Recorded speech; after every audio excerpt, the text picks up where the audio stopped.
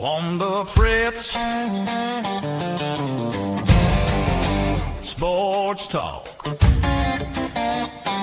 Every play, every hit, each touchdown, each blitz. Live from D&D Studios, where if it's orange, it matters. Here's your hosts, David and Dustin.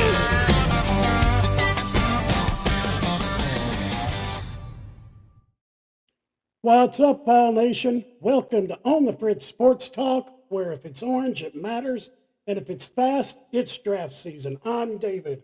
And I'm Dustin, and today we're going to cover the VFLs and the Combine that just wrapped up, discuss how hot the seat is under our women's coach right now in basketball, NASCAR history this week. I'm sure you're going to be really pumped to talk about that one. Absolutely. And the softball team just keeps it rolling. Yeah, we're going to talk big performances, big questions, and the one program that just keeps winning. Who could that be? Let's get it started off with the NFL Combine. What a time they had up there in Indy. We're going to start with the overall performers.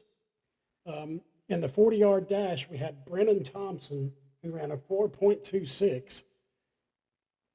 0.01 slower was Lorenzo Styles Jr. I know that was crazy to watch. Crazy. I was like, how can you get it down that close of, knowing? Yeah, and my surprise out of the whole combine, Taylor Green. There was a lot of talk with him during the season that he could possibly be number 2, number 3 quarterback taken. Yeah, he ran a 4.36 40-yard dash, which is quick. Had a 43.5-inch vertical leap and 11-foot 2-inch broad jump, which is God. Yeah, and this draft, the quarterbacks, it was just it was almost like you're watching a video game out there. These kids were just nickel and diming the ball, and it was like outside of Mendoza, who arguably is going to go first. Absolutely. I don't think anyone can doubt that. I don't know who the next one's going to be. Because they all looked really, the ones that participated looked really impressive. Yeah, I'm anxious to see where Joey goes. He didn't do much at the combine because there was this whole settlement thing going on that he lost, so he didn't get to perform or didn't get to participate as much as he wanted to in Indy. Yeah, Aguilar and McCoy both, they're basically going to wait for Pro Day here in Knoxville to show up for all the owners and scouts. Right. Your top defensive player coming out of the combine is Sonny Styles. He had a 43.5-inch vertical leap and 11-foot 2-inch broad jump. I want to see him in the dunk contest. Yeah. That'd be cool. Him and Taylor Green going against each other. That'd be kind of That'd be fun to watch. Yeah. What about the guys here from Knoxville that were up there? Yeah, Brazel, he had a 4.37 40-yard dash, a 1.52 10-yard split. Colton Hood now, he's the one that really he was an eye-opener for sure. Yeah. I didn't know the kid had wheels on him like that. He ran a 4.44 40 and had a 40.5-inch vertical leap. That's only going to help your draft stock. He did, and he went to a projected possible first-round pick now.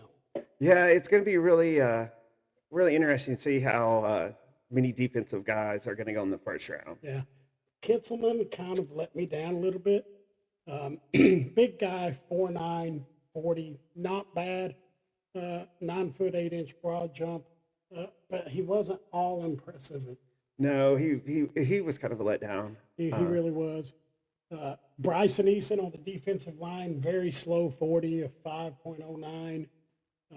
But his position drills were very exceptional. That's going to help him. Hopefully that 40 time won't overshadow him too much. Yeah, Joseph's not a impressive showing up in Indy. He had some positional reps that looked pretty good, and his hands were very strong, but didn't really place on the 40 or anything like that. Gerard McCoy, same way. He had some really good coverage skills, showed some clean playing there in coverage. He did have 14 reps on the bench press, and that was about the only thing he did in the combine. Yeah. And then, of course, we talked Joey. He really didn't do anything. He had some throwing sessions, which were impressive. And he participated in some interviews, but that's all he did up in Indianapolis. So Brazel and Hood, man, their stock It is high right is now. very high. So they're both probably going to be first-round picks. I would hope so. We need some first round picks. That's for sure. We haven't Yeah. had that in a while. Well, let's move on and let's talk this, Tennessee Lady Vols basketball. Made history. Yeah, Not of a good time. no, Kinda. 6 SEC losses in a row. 7 out of their last 9 they've lost. Yeah, it never happened in program history. Yeah. What's going wrong here? Everything that could possibly go wrong has been going wrong for them. I Yeah, mean, just- they're being outscored by 56 points in this run. Free throw percentage is 41.4. Their three-pointer percentage is 31%. I mean, they just don't have the numbers are not good there anywhere. They're averaging 77.4 points a game. Meanwhile, they're giving up 80 or more. Yeah, and they've got the men. Gave up 100 to Oklahoma. They've got the same problem the men do, except for today. They did pull the win off today, but I think it might be a little more fractured with the women's team right now. it could be. But they both, both of the men and women teams have leads going into the halftime, and then they collapse. And two, and I know I keep bringing this up, but her words calling the team out, saying they quit.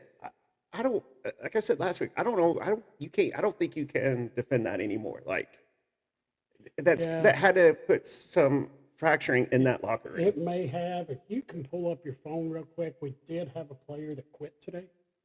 I didn't. I missed Yeah, that. I just caught that on the way in. I don't remember the name, but we did have a player that quit the Lady Vols today. While you look that up, I'm going to discuss with you Kim Caldwell. Is she on the hot seat? With any other school, maybe not. But with Tennessee, yes, she has to be. I know expectations were extraordinarily high coming into this season, and it's been a very disappointing season so far. And I don't think they're going to make the NCAA tournament. May not even make the other tournament that I can't think of the name of off the top of my head. The NIT. The NIT, yeah, I was wanting to say NIL. Thanks, NCAA, for all that. Yeah, it's just They're going to be in the middle of the pack of the SEC in their finish. Actually, maybe even the lower bracket of the SEC. Kayla Wynn. She was a fifth-year guard. Yeah, so she quit. And I think Caldwell's got a lot of growing pains. And going from somewhere like Marshall to Tennessee, that's a big huge jump. step. Big jump. I know fans are frustrated. In my opinion, And part of that is just the luxury we have of just, expecting that team to win year in, year out. it is, but we've not had that since Pat Summitt. But you still feel in the program, whether you had it or not, you still expect it. You do, and it's tough not shot. fair. I would not want to come here and coach. No. Not after Pat Summitt had Yeah. the career she had. And it's not fair to Caldwell It is not. of our previous expectations. So, In my opinion, she's not fired after this year. She No. gets another year. yeah, hopefully this is some growing pains this year, and we'll get back on the winning side next year.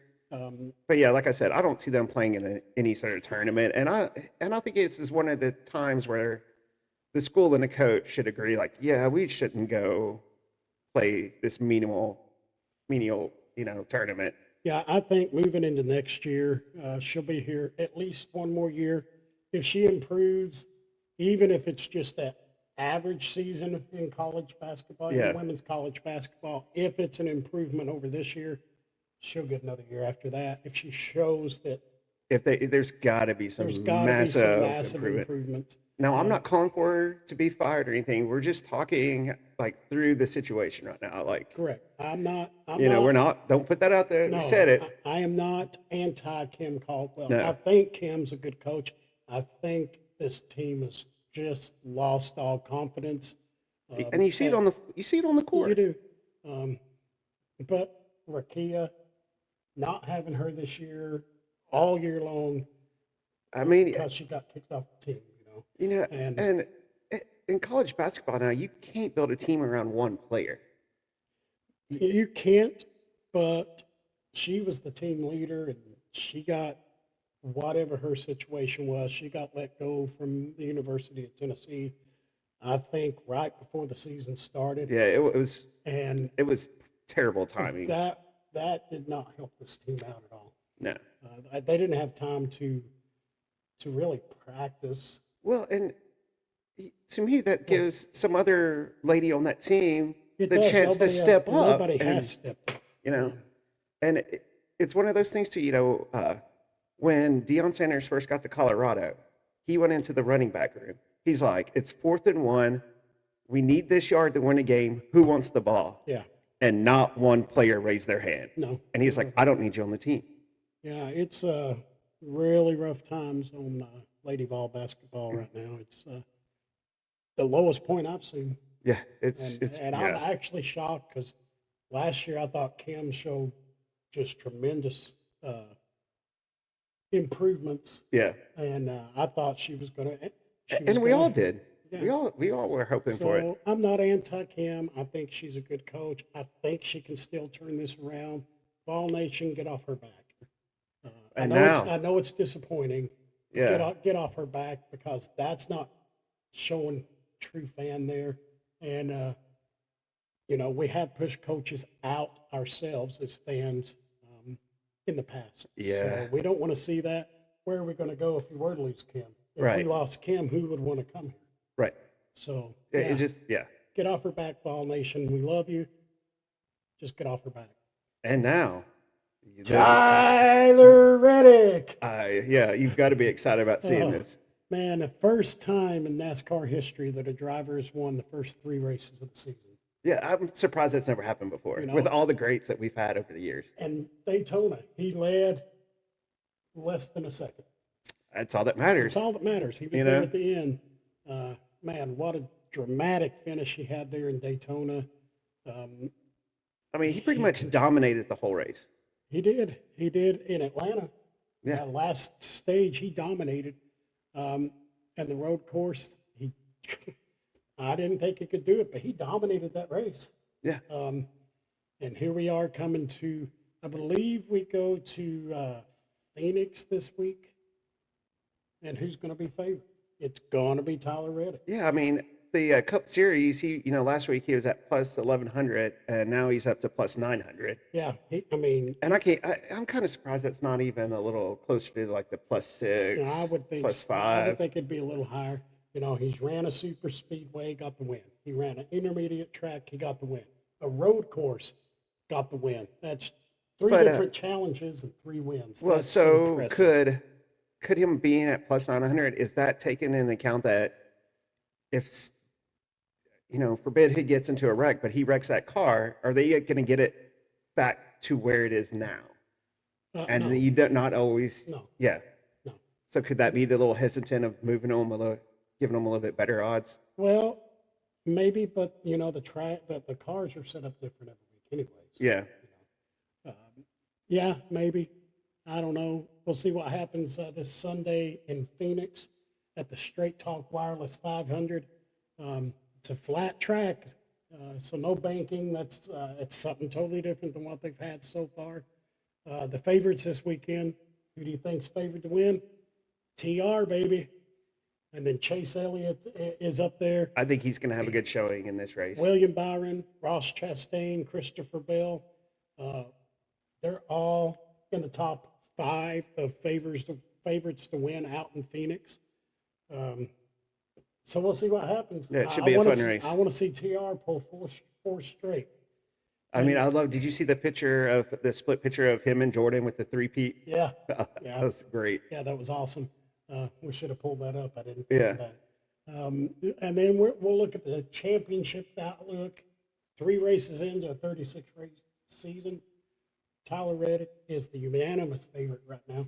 That could change in 3 weeks. And now he's got a target on his back. He does have everybody's going to be after him. What's surprising to me is Bubba Wallace is second in favorites to win. Wow. Yeah, I'd never. And then Elliott's 3rd favorite to win. William Byron is 4th, and this is just 3 races in. Reddick 3-0. Yeah, how in much NASCAR. Never happened before. how much rubbing's gonna be going on that track now? I think, he's got that target on his back, and if they can put him in the wall, they're going to. Yeah, So I wouldn't want that target on my back. no, not But, going 200 miles an yeah. hour with 40 other cars around you. Great job, TR. Keep it going. I guess I'm going to be a bandwagon fan. I don't really have a driver anymore. All mine's Yeah, I don't either. retired. I still enjoy racing. Love it. Love to go. But I think I'm going to join the Tyler Reddick. I mean, if you don't have a driver, how can you not Yeah, right you now? can't. I Yeah, mean, I didn't expect it to look like this. It's exciting, and I hope he and wins I'm the still points. shocked that no driver in the history of NASCAR had ever won the first 3 races. Nope, never happened. I mean, Had two, never had we three. let's go to 20 great drivers, and none of them have done it. Absolutely not. Even my favorite, Dale Earnhardt, never did. Yeah, Rusty Wallace never did it. Nope. Neither did the King, Yeah, Kyle Petty. He never did it. it's Jeff Gordon never did it. rarefied air. Jimmy Johnson never did it. He is alone at Yeah. the top. And we may not see it again. NASCAR's been here for 70-ish years. So we'll talk about this again in the year. Oh yeah, we 2000. got to keep an eye on this one. But now Undefeated. back to some more complete dominance. Oh, man. Karen Weekly is got to give her as of right now Coach of the Year. Yeah. I mean, 19-0. Yeah, 19-0 and not really had a close game. Penn State did give them a couple of good games. yeah. And there was a lot of turnout of Penn State fans in town. I noticed this week, There so that were. was nice to see. Yeah, but 19-0. They rolled NC Central in the 5th inning. They called it. Yep. 8-0. Yeah, we're good. We're just gonna call this game. Yeah. They beat Appy State the first night, 9-1. Beat them again on Sunday. I don't have that score off the top of my head. That one's 6-2. Yeah, so a little closer. Yeah, But 19-0. I mean, it's insane. their pitching is so dominant. Yeah, Pickens, God, what a weekend she had. I mean Pickens, Newer, and Marjetko. Yep. You can't go wrong putting either of those You those can't. ladies on the You mound. can't. It's I don't know where to go. And then I wouldn't want to play him. you got Matty Rutan coming in, and it's just like they don't miss a beat no matter who is on that No, mound. absolutely not. They did have a combined no-hitter during Yes. the Invitational. That was on Saturday, I believe. Yeah, I'm pretty sure it was Saturday. But they had multiple shutouts this weekend. Their ERA as a staff is just Video game numbers. really I non-existent. think that's 70 strikeouts. Yeah, Like, yeah. Their opponents are averaging under 1 run a game. yeah, That's crazy.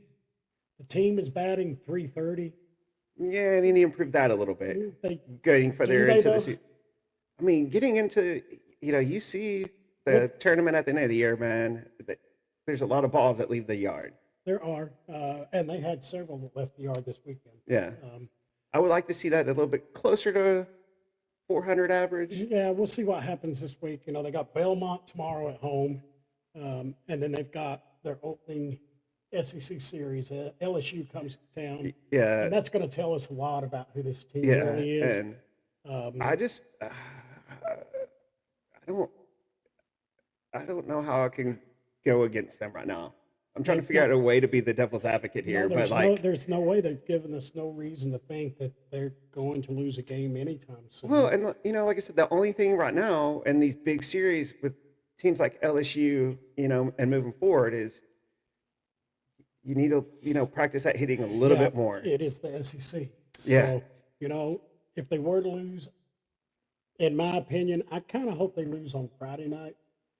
I think that's a good time to lose And then win the next two. because that will light the fire back under them going into the rest of the SEC season. Well, and what's crazy too, the husband and wife used to coach a team. Husband retires, they think the team's gonna take a step back, She's always been the coach. and yeah. So I'm like, I don't know what everybody was talking about because that first year was a little off, but it's just been dominant. Yeah, it has been. It's been scary dominant. Yeah. And like you said, video game numbers. Yeah. And we'll see if that continues with LSU this weekend. Watch out, SEC. Yeah. Because if they continue this weekend, there's nobody in the country that can touch them. Yeah. No, not at all. Well, And I do have some NFL news that just came through. what you got? It came through that the Cardinals are going to be cutting Kyle Murray. And why is that? I guess production probably. Yeah. And you do know he's got a special suitcase for his Xbox, PlayStation, so he Yes, I can do know travel that. with it. Yes. I don't want that quarterback on my team. You No. obviously care more about that video game. Because his best numbers on weekend are on video games. Yeah. I mean, he is a top, I guess Call of Duty player in the world or whatever, but that's crazy. Yeah, it is. And then Indianapolis, I guess there's this tag that hardly ever gets used called a transition tag, and they're placing that on Daniel Jones. And basically, if any team offers him a contract, they have the chance to match it and keep him with the Colts. Why don't you just pay him then? Yeah, why not just go ahead and say, hey, we're going to do this. Because if nobody signs him, he does have a 1-year guarantee, and the salary is going to be $37.833 So mil. why not just go ahead and sign? Yeah, if you want to keep him, just go ahead and sign him. I don't understand that myself unless there is some kind of rule in the NFL that they can't do that, and that would make no sense to me. Yeah, it's just I don't get it. And then the men did beat South Carolina tonight by 19.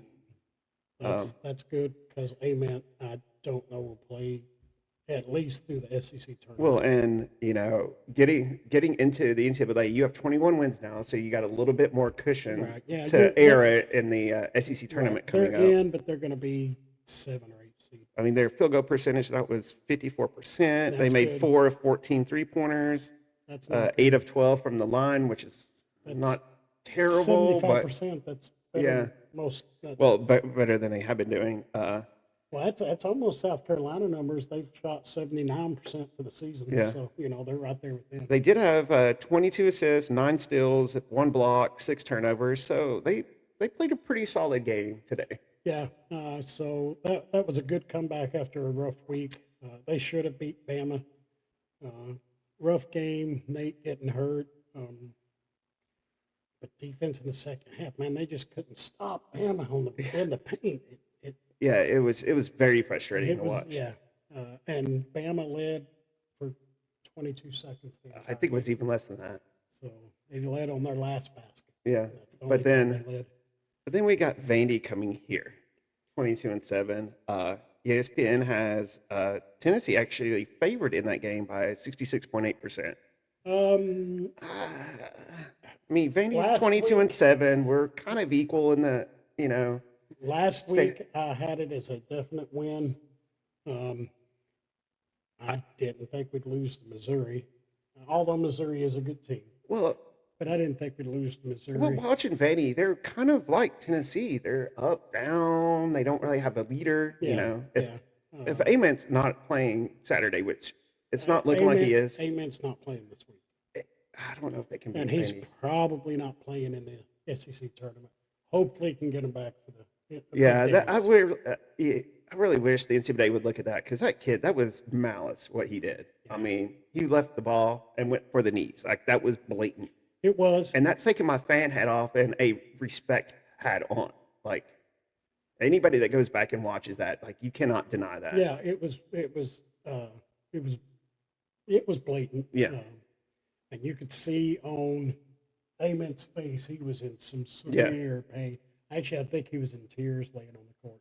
I would assume so because it was totally out of line. Yeah.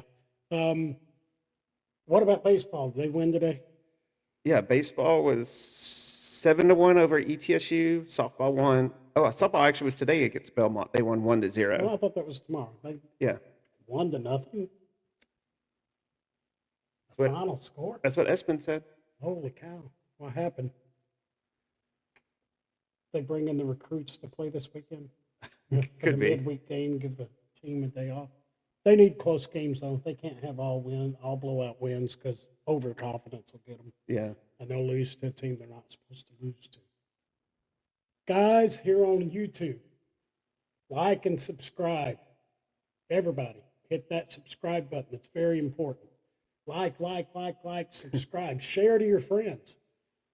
Get us out there. We're wanting to grow this thing. Got some friends we're going to be bringing on from, who is it, Bob? Southeast Tennessee Sports. Talking to them. We're going to get together and do a couple of shows here soon. So shout out to Southeast Tennessee Sports. I've watched your stuff and it's really good. So I'm looking forward to collaborating with you. And we're also talking about doing a live stream for the upcoming NFL draft. Probably won't do the whole first round, maybe like the first 10, 15, but Right. keep an eye out on that. Go to TikTok and like our page there. Follow us there. We've got some lives coming up. Got a good friend of ours named Larry Frick. We're going to have Frick on the Fritz here coming up very soon. It's going to be a NCAA tournament show. Fritz is a huge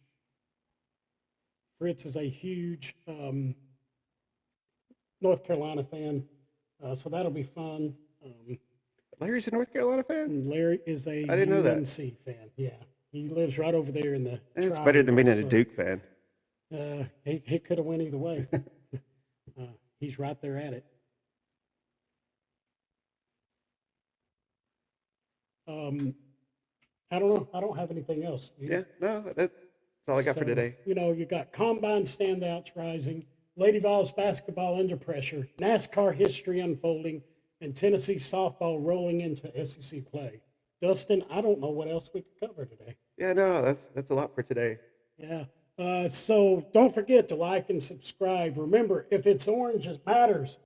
I'm David. I'm Dustin. We'll see you next time.